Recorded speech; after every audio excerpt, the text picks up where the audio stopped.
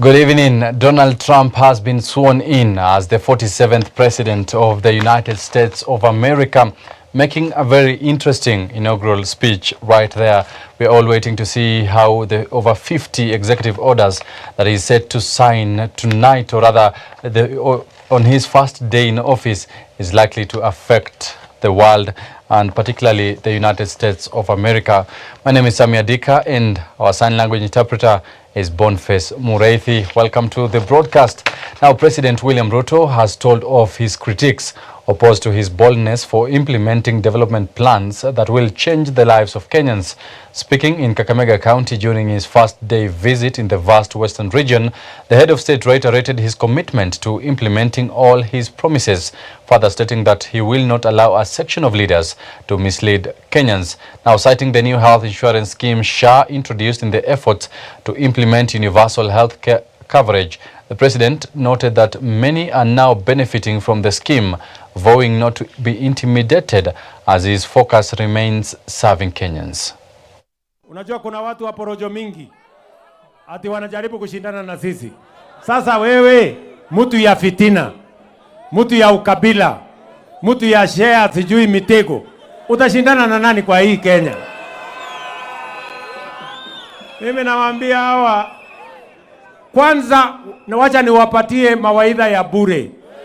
Kwanza watafute sera, kwa sababu uweze kuuza chuki, uweze kuuza ukabila, uweze kuuza migawanyiko, uweze kuuza mitego, uweze kuuza shares ati upigiwe kura. Hiyo ni ukumbavu na hiyo ni ujinga. Ama namna gani jameni? Nyinyi tafuteni sera, my friends.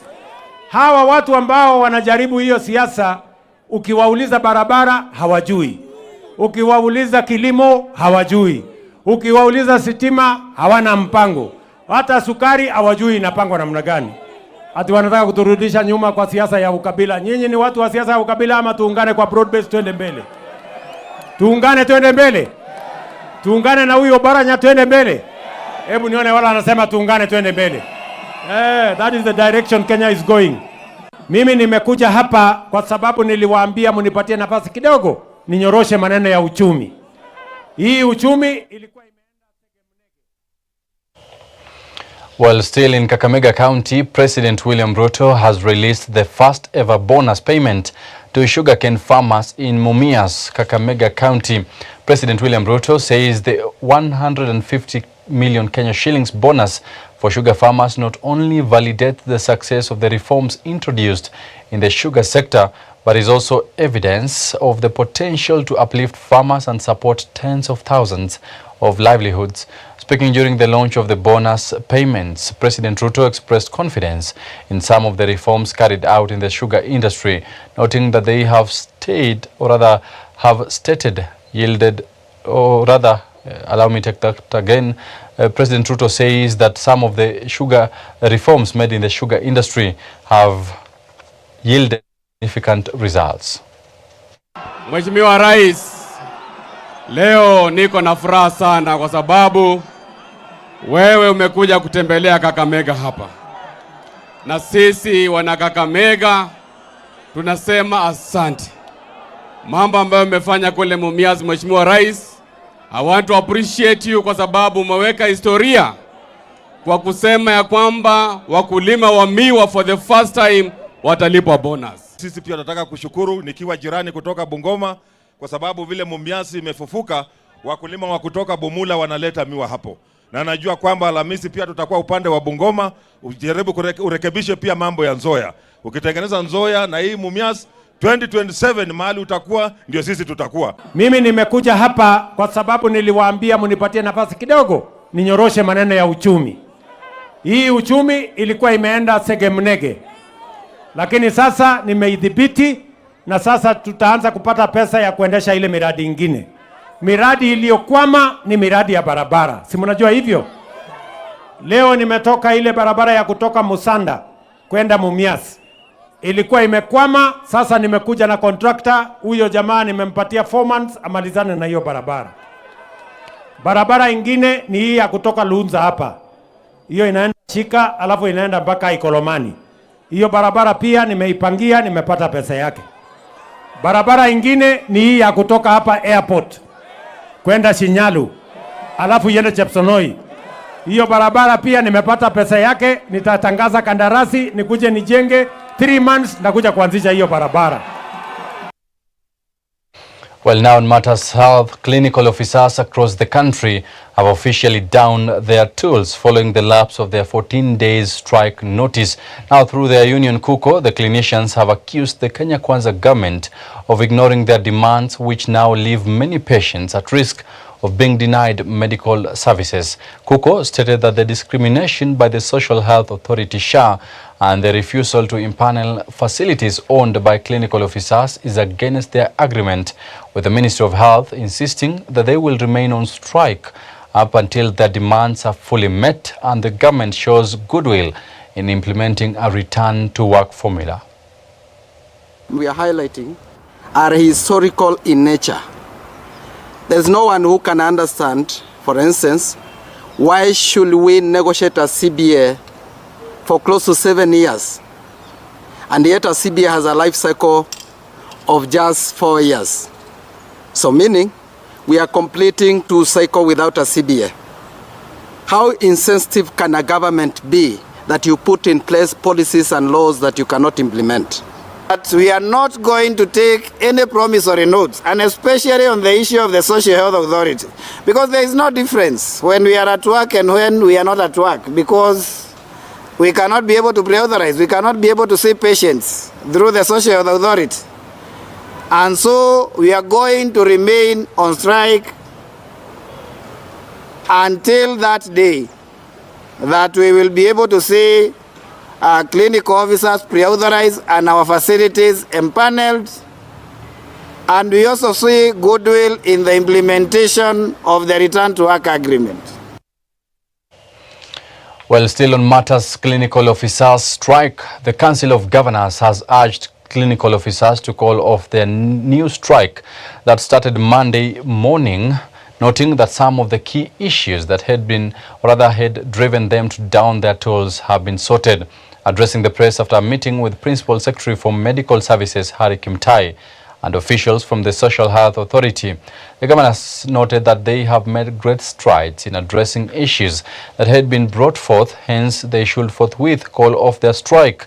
Now, according to a meeting held on 14th January between Ministry of Health officials, the Council of Governors, representatives of the Clinical Officers Council and representative of the Clinical Officers Union, it was agreed that they get authorization to perform some duties performed by doctors, as most level 1, 2 and 3 facilities are run by them. It is possible for clinical officers to be given the pre-authorization and also to be empaneled and contracted to be able to offer services. For SHA to succeed and also the universal health coverage in Kenya, we must cover all facilities in the country.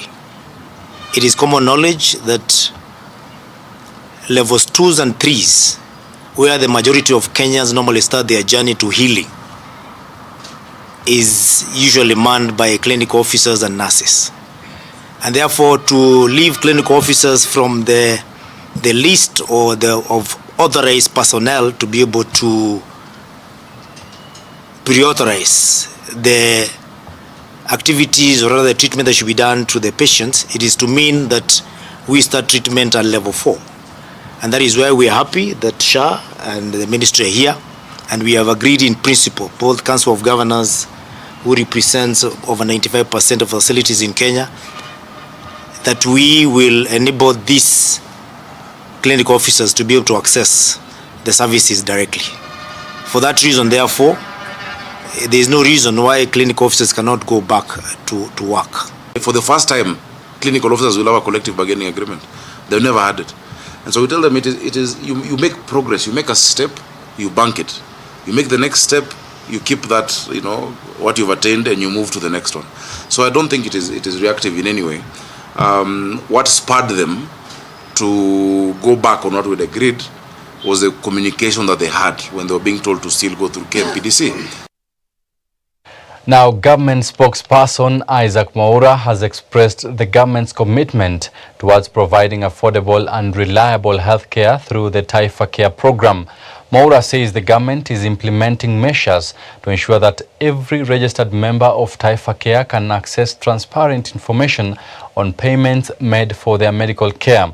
Now, this is despite the ongoing health clinical officers strike across the country due to the government's failure to meet their demands, with Mwaura now urging the clinical officers through their union KUKO to consider pushing for their demands as they serve Kenyans. We are very committed to honoring the CBA with the clinical officers, and I don't think jeopardizing the health of fellow Kenyans is good, because we have, trod this path before. We have been there. I mean, we lost a lot of days in 2024. We don't want to go back to that, and so we ask them to really come forward and raise their issues with the Ministry of Health so that we can resolve them. Because, we cannot be coming from one strike to another. I mean, it becomes very difficult to ensure that Taifa Care is working. And also, we have realized as a government that there is dishonesty also on the side of hospitals. Because when you have a payment, or rather a procedure approved by the SHA, but then people are being told to pay, that is sabotage. And there is serious sabotage from various hospitals. So the government is very keen to put in place a system where even you can tell how much was paid for your medication. Because that lack of transparency is what was making the NHIF to have fictitious claims, and that is what people are fighting back, because then NHIF became a cash cow. So there are teething problems there, but believe you me, as the government has committed before, we are on course to ensure that every claims are paid and that people do not pay cash just because some people want to frustrate this process. And really calling upon the people in the healthcare sector, please do not frustrate this, because it's about me and you. Away from matters health, Machakos County Governor Wavinya Ndeti has strongly condemned the abduction of the Mlolongo Four, now calling on all relevant state agencies to fast-track their release. Wavinya says abductions are gradually sending Kenya into the bottomless pit of darkness and untold suffering, with families of the Mlolongo Four continue searching for their kins without success a month after their disappearance.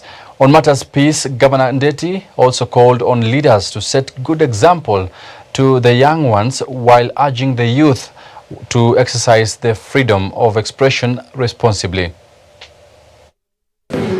Na mimi pia naambia watoto wetu, sisi tunaambia msiogope. Say what you feel is hard to you. Just say it and say it in the right way. Sindio? Usitukane mtu, usiambie mtu vibaya. Kama mnakosewa mnasema hapa mmetupeleka vibaya, sisi hatutaki. Sindio? And if we do that, then there will not be problem. Hapa kwangu mimi kuna watoto wanne wamechukuliwa kutoka hapa. Mimi ningeuliza, tafadhali hawa watoto waachiliwe. Na kama kuna makosa wapelekwe wapi? Kotini. Hawa watoto wapelekwe kotini. Hata ukimpeleka kotini, namba 1 yeye anamshtua, hata atafanya hizo vitu tena, si ndio? Tukiwapeleka kotini, watafunzwa nidhamu wapi? Wakiingoa ndani, watafunzwa nini? Nidhamu. Kwa hivyo, tafadhali tuangalie watoto wetu, tuwalee, na sisi viongozi pia, let us behave ourselves. Now, along the corridors of justice, controversial prison warden James Kihara alias Kop Shakur has been released on a cash bail of 50,000 Kenya shillings after pleading not guilty to charges leveled against him. Appearing before Chief Magistrate Lucas Onyina, Kop Shakur denied publishing false information on his X account, alleging that a cabinet secretary in President William Ruto's government is behind the abduction spree witnessed in the country. Kop Shakur caught the attention of many after taking part in the Gen Z-led anti-finance bill protest in June 2024.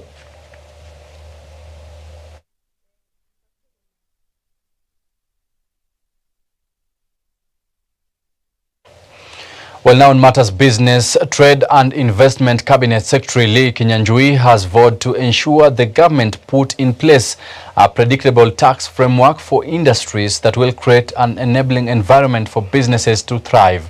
Now taking over office at a time when Kenyans are complaining of higher taxes and a number of companies closing down due to unsustainable operational costs, the new Trade and Investment boss further reiterated his commitment to ensuring Kenya becomes a choice for many investors.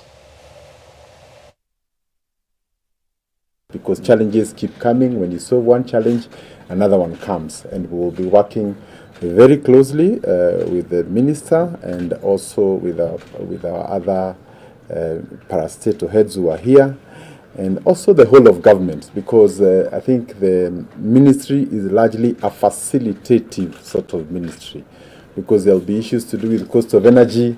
They are not domiciled here, but they affect the industry. There are issues to do with immigration, because you have people who want to come and invest here. They are not domiciled here, but they affect investment. So our approach is not to imagine that we can solve everything here, but that we can create an avenue upon which all these other actors in government can be able to focus and ensure that on the mandate of investment, we are able to deliver. On the mandate of trade, we are able to deliver, and also industry. And therefore, mine is to just say, I haven't been here for long, but just to assure you of my commitment, and I'm a team player. And again, also working with the media, we shall ensure that the programs that we plan to start are also transmitted to the public, because ultimately the public is a consumer of everything that we want to do. And without the media also, we will not be able to give the positive conversation we want to have around our country. Now, International Trade Center, in collaboration with Absa Bank Kenya, has launched the Access to Finance Accelerator Program, a 6-week intensive training to enhance access to finance for women entrepreneurs in export businesses. The program focuses on equipping participants with the skills needed to create bank-ready business plans and manage business risks effectively by supporting participants with a comprehensive understanding of commercial banking, small and medium-sized enterprises, SME financing, and alternative funding options to enhance their financial literacy and business financing preparedness. Now, speaking during the launch, Absa Bank Kenya Business Banking Director Elizabeth Wasuna said the Access to Finance Accelerator Program is designed to equip entrepreneurs with the necessary tools, knowledge and networks to successfully navigate the complexity of international trade. I'm particularly excited about this care policy work that we are launching, because really it speaks to the unpaid care work that becomes one of the barriers to women engaging in economic activities. And I'm excited to see men participate in the launch of the policy and their excitement around wanting to understand what it is all about, and their participation in reducing the time poverty that women have, so that it can free up that time for women to engage in productive activities. And we are here as UN Women, whose responsibility is gender equality and empowerment of women, who are facilitating the government of Kenya to develop that program and to socialize that program, so that we are all part and parcel of reduction of this time spent on unpaid care. Empowering women to take care of themselves has also made them take their children back to school and discourage issues FGM and early marriages. So together with the young women, we are ready to work with them and to assure them that through the county government of West Pokot, that will be able to at least allocate some money in the budget to support such programs. Now, across the borders, Donald Trump has been sworn in as the 47th President of the United States of America. Now, ahead of the ceremony, or rather that just ended a couple of minutes ago, Trump held a rally on Sunday night, promising a flurry of executive actions on his first day in office to fulfill his 2024 campaign pledges. Now, Trump and his team plans to issue more than 50 executive orders or related actions on his first day. Many of these will aim to undo policies put in place by the Biden administration, including actions on immigration, energy policy, and federal government operations, now addressing key points from Trump's campaign. Now, he is also expected to reinstate several immigration policies that President Biden had rescinded on his first day in 2021.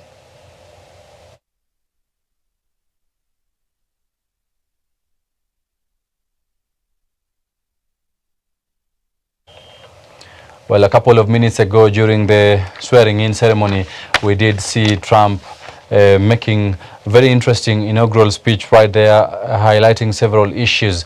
Let's take a look.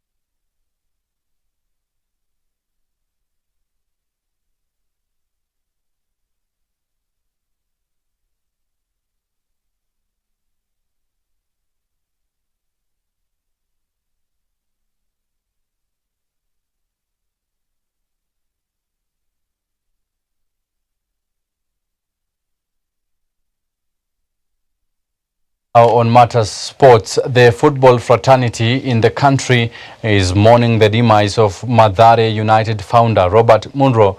His wife Ingrid Munro confirmed that her husband died at their house in Westlands after battling with respiratory illness that has seen him on and off hospital over time.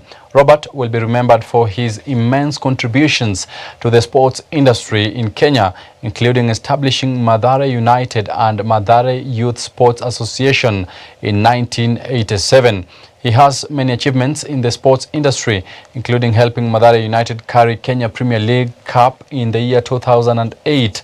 Many Kenyans have flooded social media, including President William Ruto, with condolences messages to the family, and as Hope Media, we join them by sending our condolences, and we say, may his soul rest in peace.